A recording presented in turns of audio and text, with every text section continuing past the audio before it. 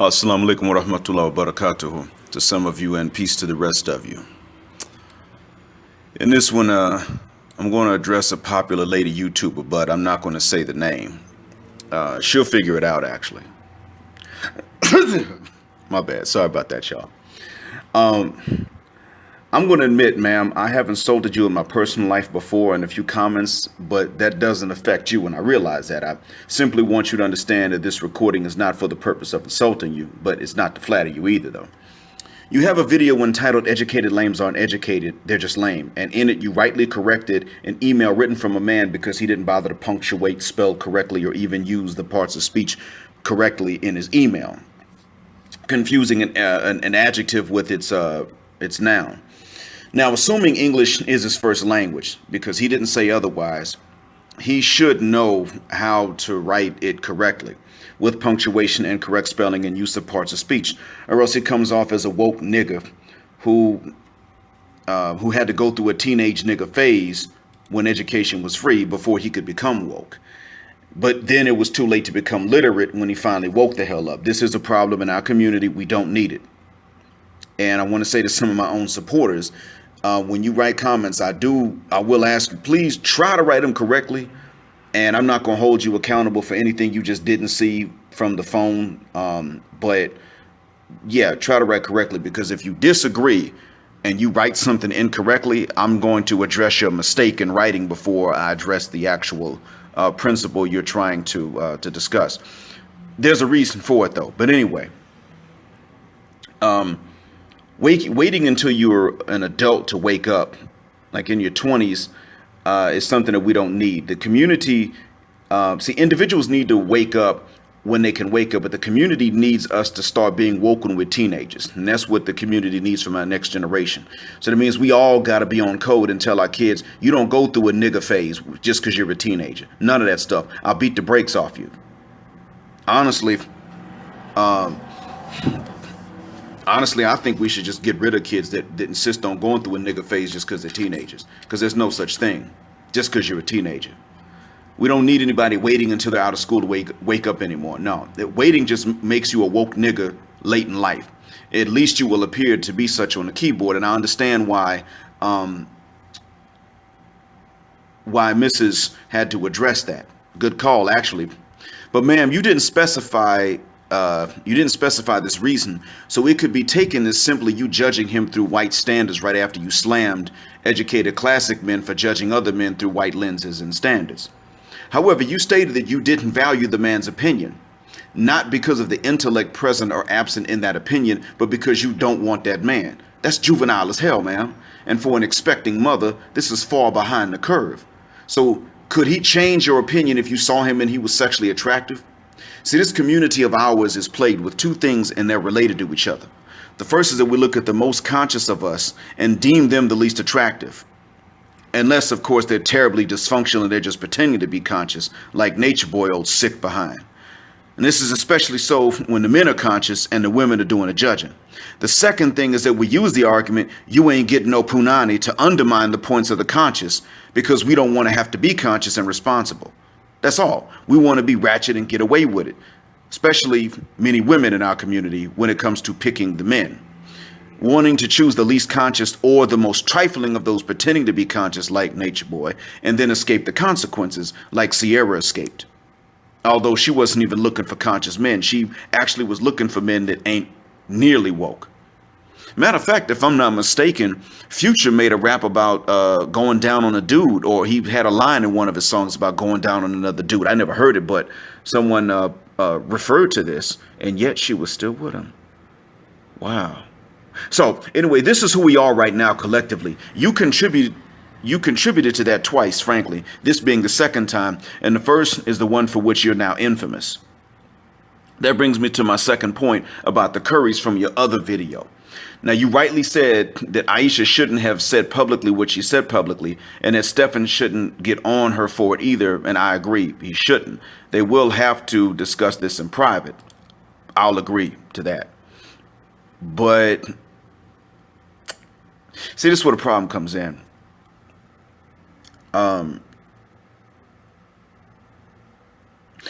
He would still be taking a risk to stay with her. And unlike what many others are saying, she didn't say that she wanted to be her own person and not in his shadow. She said she wanted male attention in those words. So, ma'am, and she said this in front of Stefan's mom. So, ma'am, I want you to realize that Ayesha's lucky she didn't get choked out on the spot for it. My own mother would have lynched her on camera for something like that. And I've seen evidence to back that up. I mean, my mother confronted my grandfather's secretary behind some mess when my mother was only 8 years old, and she forgot that she had to look up to the lady to look her in the face and tell her off. And this is part of why I can think so clearly when I tell off women who focus on their rights and not their responsibilities.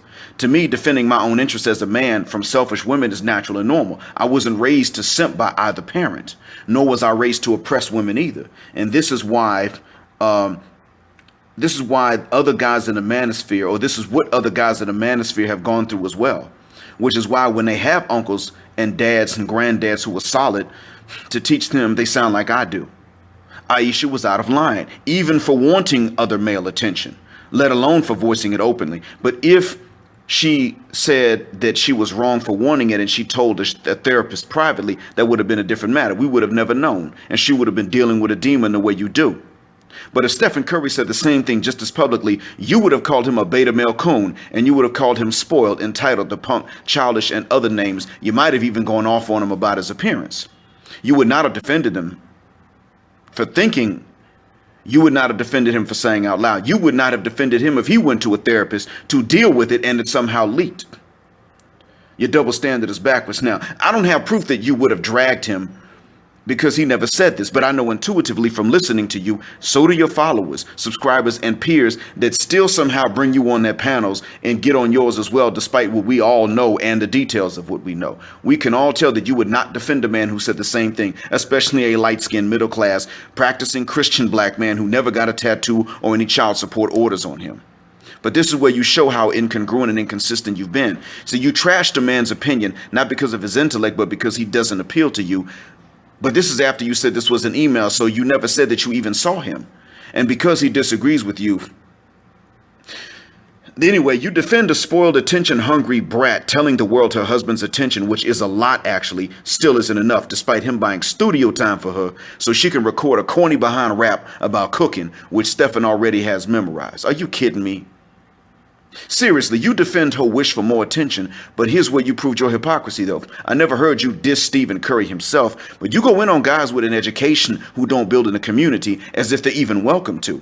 Hell, you saw what happened to Nipsey Hussle, but then you flew yourself at your expense to visit and bend over for a man that doesn't build in the community either. And why?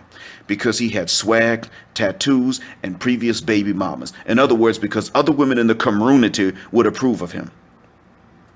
You're actually better than many other sisters in the U.S. because you didn't require felonies for this man to be eligible. But the fact is, you still let a teenage peer group of girls pick your man for you. He had to have tats and baby mamas to qualify. Then you would fly yourself out there, contraception be damned. So frankly, you disqualified yourself from convincing people that classic men are lame or that Ayesha Curry is not in need of some serious correction. And the fact is, you're not Sierra. You're a normal non-celebrity like me and like the rest of us, who is now going to be a single mom with no marriage and no rescue coming up for you. You will rely on childcare and the mercy and patience of friends and family to take care of your baby. And all because of a weakness for what immature chicks in the community want. This is a weakness of many women, especially Western women, though, and even more exaggeratedly, our women. This is why it's actually okay for Stephen Curry to say he wants and then seek out and then boast about extra female attention when he gets it. But it's still ingratitude and treachery when she says this about male attention. Yeah, this is a double standard. This is a correct double standard. Why? The truth is Stephen Curry needs some of that extra female attention to keep Ayesha. Because most men require that to keep a Western woman. In general, because so many of you are competing for the same few men. And in our community, it's even worse. Hell, she said she at first didn't want him because he's too nice. And from the standpoint of a man who's in the middle of the spectrum, this sounds like a confession. The fact that women feel comfortable saying ignorant stuff like this on microphones in front of cameras says a lot about Western women. Ma'am, the problem isn't with men or with educated lames. I mean, if they're really lame, there would be a problem, but lame means crippled or disabled, actually. The problem actually with we men is that we have made it too easy on women, and we've tried to meet so many standards for overgrown girls who aren't even women, that don't grow up mentally, and then don't meet the standards they set for the men to meet. Starting with the standard about being an adult. Mentally, not just physically, but mentally, we have to be adults. Only physically do girls have to become women. And they don't have to act like it, and we make it easy, but that's a different topic. But Black American women, as Obsidian has said, along with a few Caribbean women, have this exaggerated fear, a paranoia of finding out that their man is a wimp and a pushover. White women do this to white men too, but that's good for us because they're a society of oppressors and oppressor sympathizers. And I not only don't care, I just admit that I know they do it, but I actually celebrate the weakening of their family structure. So if you're hearing this and you're white, I'm not your friend. I mean, if you're individually just happen to be white, I'll take you as an individual. But what I mean is that I am not a friend to your society, your family structure, anything that would keep your civilization going. I'm not a friend to it. Good. But we can't afford any more of that as a people.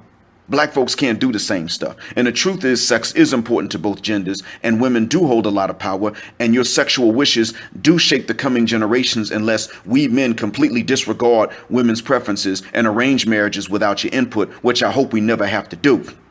So that get rid of that damn paranoia you have, not just you individually, but any other women who have it. And you need to go and tell them what it got you, and stop assuming that middle of the road guys are wimps. Or stop complaining about the results you get with the tattered swagger and pre-selected serial baby daddy. Seriously, the problem is what you collectively want in men and the assumptions of abnormality you make about normal men. He doesn't have a high body count. He's not dating now, but little kids like him and he's good with kids. That doesn't mean he's a child molester. I've actually seen where somebody had to go through this. A black man that didn't date at that time was good with kids. Kids liked him and he liked kids. And then people started whispering that he was not safe to kids. You find a man that can read in another language. Okay, that doesn't mean he's going to run off with a woman from that culture, even if you treat him well.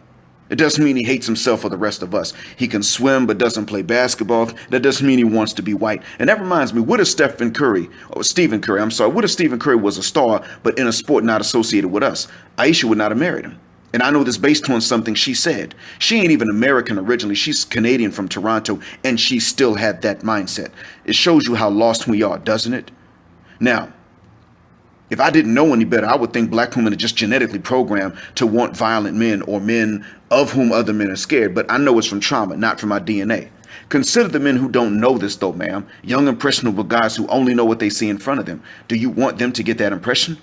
Frankly, I don't personally have any skin in that game one way or another because it's too late for me and I'm too old. I'm damaged goods. And yes, it's from the confusion of trying to do what you would have had me do if you had been around when I was younger than you, trying to keep it black while black girls and women lied about what they wanted in the first place and then broke their own rules. I never say anything to a man first. Come across the worst kind of guy, chase him down and pursue him. But there are younger guys who are coming up now and they shouldn't have to deal with the confusion. No one owes them anything except the same thing we owe women, honesty about what we prefer. And if they can't get that, then the things you're saying that aren't yet true, like black women, like black men not wanting black women, they might become true.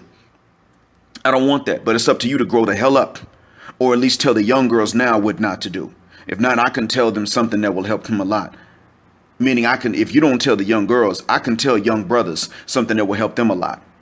And that is, one, I could tell them how to pretty much crush their libido, get rid of it, the side effects, but I could tell them how to do it. Now, you get a bunch of men out here with very low libidos. You have no control over them. Do you want that? You got a bunch of guys with low libidos, but they still have an interest in women, just low sex drives. Do you want to marry that? It's up to you, but I could tell them how to do that. Then everything else I could tell them would be much easier, like which nationalities of black women outside the U.S. to get with and which ones to leave alone. And finally, which women of other races altogether would not yet put them through what sisters are putting us through. In case you haven't realized, the 90s have been over and the age of any kind of simp is over. Simps exist, but it's not their day. And frankly, you don't want them anyway. We know this. And I'm going to tell the young guys who don't know so they can sidestep becoming damaged goods from someone else's lies. And that means that the safety net you currently think you have, which you individually don't have, is going to be even smaller. However, ma'am, you're also damaged goods, but you're damaged goods by your selection, not ours. And sisters, as a whole, stop acting like you have some kind of black girl magic to read men you don't know. You've spent a generation and a half at least proving you not only don't have it, but that you have the opposite. Your compass is reversed, leading you to the very guys who do what you don't want them to do when you need them the most, which is leave. It's like having a compass, but it's set to point south and you think it's pointing north. So you end up in the wrong place every time. Not only that, but going further away. Consecutive generations of single mothers or even divorcees in one household is proof that there's no spiritual gift black women have to be able to read men supernaturally. I've sat back and listened to sisters make up rumors about brothers because they think they have some third eye they don't have. Sometimes I was the victim. A lot of times, though, it was other guys, and almost every time they were wrong. I'm talking about the women were wrong. You don't know a man until you know him. Same as him not knowing you till he knows you. Either take the time to know him or don't, and then just admit you don't know him. But you can't read crap about a man from a distance, and so don't act like it. And when you think you can, or you say you can, but you can't, stop turning around and then complaining about the results you get. Now, by now, it's clear to whom I'm addressing this video. If you still bring her on your panels, ladies, or go to her panels, or refer to her when you do your own videos without advising her publicly or privately to admit her error as publicly as she made it, you're part of the problem. Sisters, don't say I was angry for selfish reasons either, though I would tell you if I was. Like I said, I'm too old to be fixed. It's too late for me. But don't push away another generation of black men and then complain when they leave you. I hope that this has been a benefit. This is Black Heart, sign of Blackout. Assalamu alaikum.